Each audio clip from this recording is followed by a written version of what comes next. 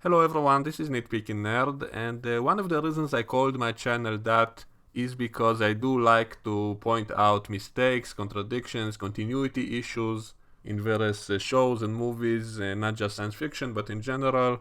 So I just love discussing stuff like that, and that's why I called this channel Nitpicking Nerd, because I knew I will be doing a lot of that, especially with science fiction shows I want to review.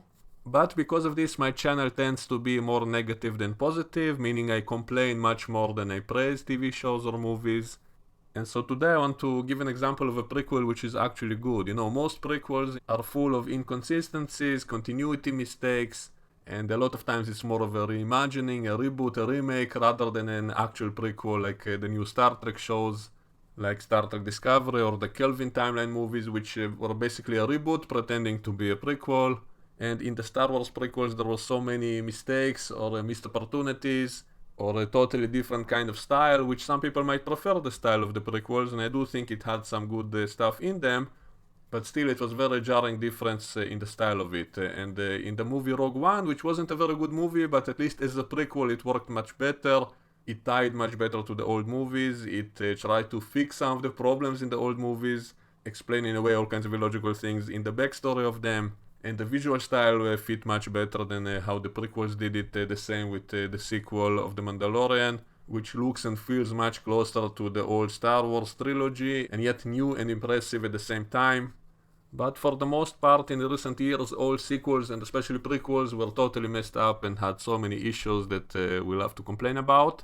But today I want to give an example of a good prequel, and that is the TV show Better Call Saul, which is a prequel to Breaking Bad. And the biggest problem I have with it is the pacing is a little bit too slow, especially in the early seasons. It was just moving a little bit too slow for my taste, and so it got boring at places. But the acting is excellent, the cinematography, the drama, the characters have a lot of complexity, the humor in the show, all of it is the same level as Breaking Bad. But what I really like about this show is the amount of attention to detail it has. It's basically almost perfect in how well it ties to Breaking Bad. And of course, visually, the style of it fits perfectly. The only kind of small flaw is that the actors aged since they made Breaking Bad, and so it's kind of noticeable if you watch it back to back. You will notice that so did they all grow younger a few years later, so that's a little bit of a problem, but you can excuse it away because of practicality. You can understand and forgive that, so you can kind of suspend your disbelief and not notice that. And maybe someday when technology gets better, maybe we can de-age all these actors in the prequel or age them in Breaking Bad, and then it will all be perfect completely. But what I really like in this show is the attention to detail, like how well it all ties together. Even some obscure small line someone said in Breaking Bad, it's fully shown and explored in this show. And yet at the same time, the show manages to be unexpected. There are all kinds of twists, and sometimes all kinds of comedic twists, because they know that we know what happened in that show, and so they know what we expect, and so they manage to surprise us and do little inside jokes for the fans who remember Breaking Bad perfectly. They would get extra enjoyment. And also they manage to create suspense despite being a prequel. One of the problems of prequels is because we know roughly how it will all end, we know which character survives or not, we know roughly what will happen, and yet this show, because it has all kinds of new characters, it manages to create suspense using these new characters which we don't know what will happen to them. And so that's how this show is able to create some suspense using these new characters. Not enough in my opinion, I think they could have done more with that, maybe they will later.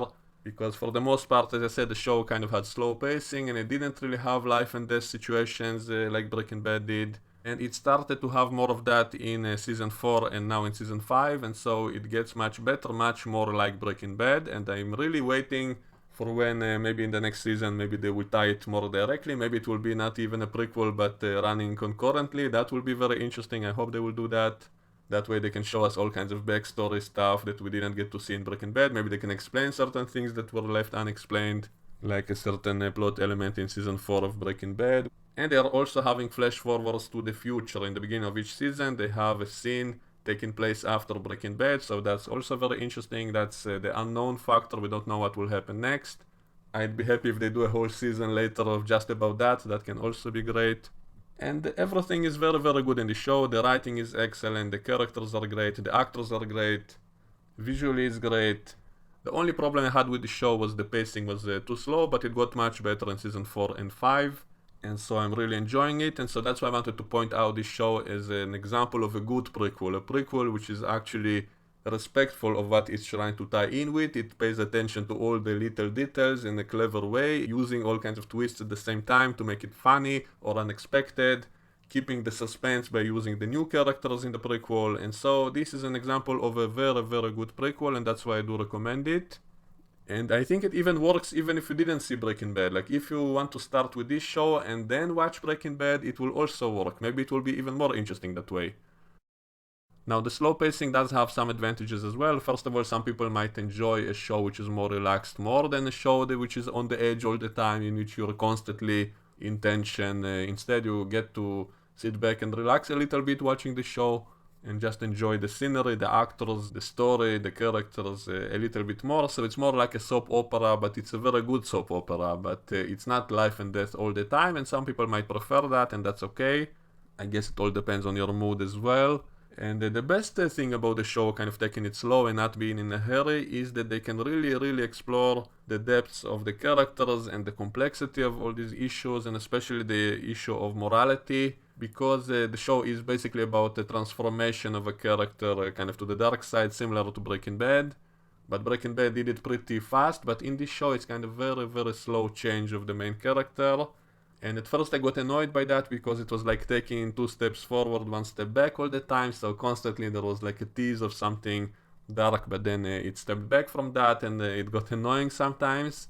But now I kind of get it why they did it like that, because this way the lines are kind of blurry. You don't really get to see where exactly did he cross that line which is irredeemable, where exactly did he kind of go to the dark side. They kind of did the same thing with Walter. They did it very gradually in a way that you can't even tell the exact line beyond which he will become kind of irredeemable, even though we can argue he kind of was redeemable even till the end, because he never was as bad as the other villains in the show that he was against, and so he was kind of the good guy in comparison, even in the end. So they're doing a similar story here with Saul Goodman, Jimmy becoming Saul, and they're doing that in a way in which you fully understand his motivations, his reasons, and you're still rooting for him. And yet he does cross all kinds of morality lines at various points, but it's all done so gradually you can't really pinpoint it. And I think the biggest moment like that was in this show, in season 5, in this season, in which he basically released a murderer who is guilty of killing an innocent person. And in the court scene he looks at the family of the victim, and you can see that he feels guilty, and yet he still does what he does. And so that was kind of the big line, which was obvious. And they're also using all those visual symbolism stuff, like they're showing him looking at that family of the victim, and his face seems like it's split in two, so it's like it's symbolizing his internal conflict, that he's kind of on the edge of deciding what he should do. Should he help that criminal knowing that he's guilty or not? And so he was kind of in the middle of that decision, and then something happens which convinced him to go to the dark side, basically. So I love all that visual symbolism. They did that a lot in Breaking Bad, using mirrors, using all kinds of shadows, lights to symbolize stuff. And in this season of Better Call Saul, there was a beautiful scene of showing how he dropped an ice cream cone, and then showing a bunch of ants coming to get them, and it was so beautifully done. And it had symbolism to what's going on with the story, and so I love all those moments like that. And with the issue of morality, you know, this is a difficult issue. It's not black and white, it's complex, it's shady, you don't know where the exact lines are in various situations, and this show is doing a very good job of showing all of that in a gradual way. But also the show kind of makes a point to show that the character does have a choice. He does have all kinds of crossroads in which he can pick which way to go, and he picks the wrong way, basically. And they did the same thing in Breaking Bad. They had the first setup was the character being very sympathetic. He was kind of doing that out of necessity, and so by setting it up like that, you can kind of forgive him no matter what he does, because he had no choice. And yet the show had a few episodes in which they clearly put a direct choice for the character to make, and then he made the wrong choice, usually because of some flaw in his own personality, his own character, like his ego, and that was the flaw in his personality which led him to the wrong choice. And they're doing similar stuff in this show. So most of the time it's very gradual transformation, but in a few episodes they have like a little moment in which you see a direct, clear choice the character can make, and he has a good path to choose, and yet he chooses the darker one because of some internal personality problems, like his internal anger over something, or his ego, or his greed, and that leads him to those dark choices. And so I think all of that is done so perfectly, so interestingly, and with all that visual symbolism, and so it's one of the things I like in these shows.